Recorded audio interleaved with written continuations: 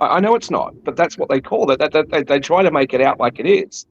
The thing is that if you were running one, you would look at your forward projections and you would know when you're unlikely to be able to receive the same amount of premiums as before.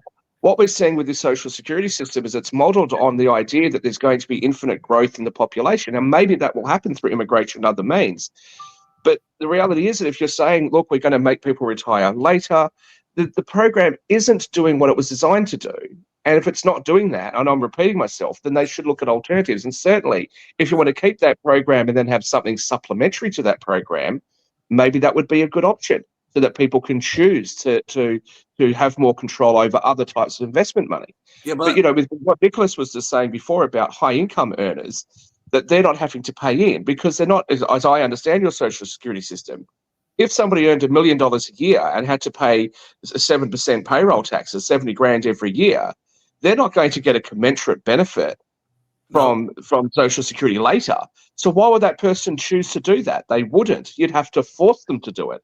And what I'm saying is that it might be better if you want to force savings to say to people, look, invest it somewhere else. We'll give you a tax preferential treatment on that, but we are going to tax you on it a little bit in order to buffer the shortfall for all the people that didn't have high income jobs during their lifetime. Just consider this, and then we need to move on to another topic. But when Social Security was formed in 1935, the average life expectancy in the United States was right at the eligibility age for Social Security.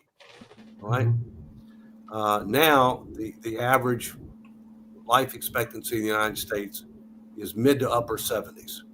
And so when it was formed, there weren't that many people that were expected to have its benefits for very long. But fast forward, the nature of the economy is totally different. Life expectancy is totally different.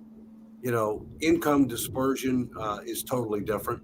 And so therefore, what some would argue is, well, you need to consider those things in deciding how the program ought to be reformed. I mean, we're not in the industrial age. Most people are part of the knowledge-based economy. They have the ability, and in some cases, the need to work longer than what historically has been the retirement age of 65, because, they may not be able to support their desired standard of living, if they do that. So, it's a complicated issue, but it is solvable. And I think it's fair to consider all the different options. And please